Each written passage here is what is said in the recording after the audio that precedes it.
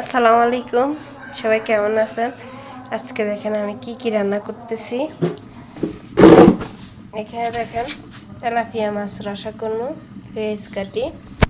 তো চুলাতে আছে গরুর মাংস, তত্তাজা একদম।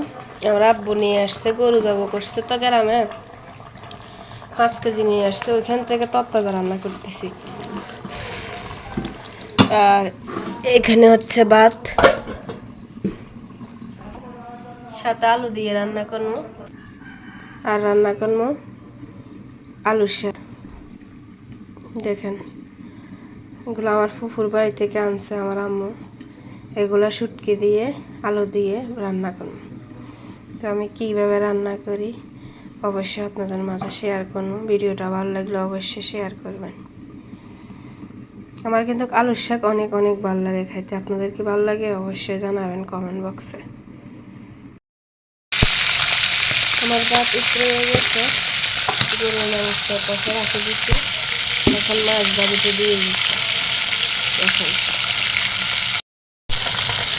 ফাইনালি প্রায় আমার মাছ বাজে শেষের দিকে। এখানে কয়টা বাজি করছি, আমার মাছ ধরা শেষ। এখন মাছের মশলা দিয়ে দিচ্ছি, এখন মাছগুলো দিয়ে দিচ্ছি। দেখেন মাছগুলো এখন দেখেন তাই ধনিয়া পাতা দিয়ে নামাই ফেলবো। ধনিয়া পাতা দিয়ে দিতেছি, এখন একটু লাড়াচাড়া করে নামাই ফেলবো। হয়ে গেছে মাছ।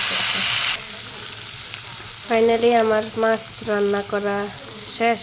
দেখেন কেমন হলো অবশ্যই জানাবেন। মাছের কালারটা কি সুন্দর লবণীয় আসছে, তাই না? মাংসের কালারটা দেখেন কি সুন্দর আসছে, তত্তাজা গরুর মাংস তো, তাই দেখেন। তো কেমন হলো রান্নাটা কিন্তু অবশ্যই জানাতে ভুলবেন না।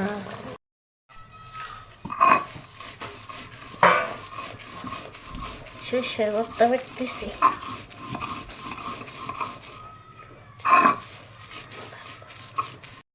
রান্না বান্না শেষ। দেখেন এখানে হচ্ছে আলু পাতা রান্না করছি, এত মজা হয়েছে সত্যি বলার বাইরে। আর এখানে হচ্ছে গরুর মাংস রান্না, কেমন হয়েছে অবশ্যই জানাবেন।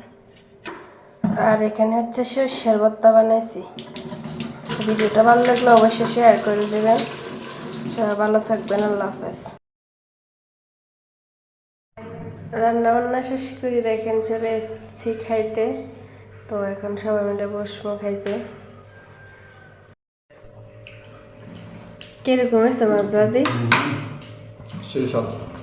সত্যি